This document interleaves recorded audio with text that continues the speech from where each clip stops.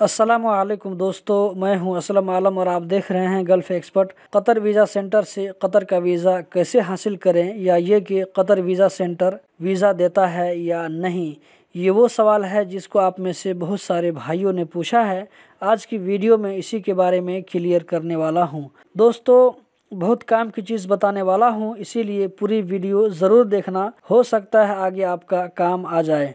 Qatar visa centre से हम direct visa नहीं ले सकते हैं और न ही यहाँ पर आपको वीज़ा मिलेगा, बल्कि कतर का वीज़ा लेने के लिए आपको कतर में जो कंपनी है उसी कंपनी से ख़ुद कांटेक्ट करना पड़ेगा या अपने किसी दोस्त रिलेटिव के ज़रिए वीज़ा लेना पड़ेगा। कतर वीज़ा सेंटर की सर्विस शुरू होने से पहले डायरेक्ट वीज़ा निकल जाता था, लेकिन अब ये वीज़ा अंडर प्रोसेस जाता है और उसके बाद जो आगे का स्टेप होता है वो मेडिकल, फिंगर और एग्रीमेंट का होता है।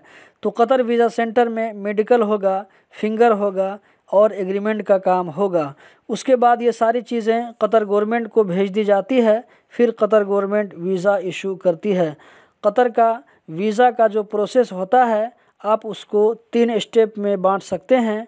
पहला स्टेप का काम कतर में होता है, दूसरा स्टेप का काम कतर वीज़ा सेंटर में होता है और तीसरा स्टेप का काम फिर कतर में ही होता है। आखिरी जो स्टेप होता है वो वीज़ा फाइनल इशू होता है। अब आपको बाहर में बहुत सारे फ्रॉडिये मिल जाएंगे जो आपसे ये कहेंगे कि इतने पैसे दे दो, कतर वीज़ा सेंटर से वीज़ा दिला दूंगा, या ये कि मैं कतर वीज़ा सेंटर का एजेंट हूँ।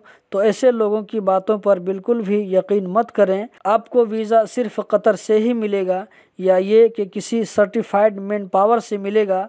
तो मैन पावर से भी वीज़ा लेने में हमेशा होशियार रहें।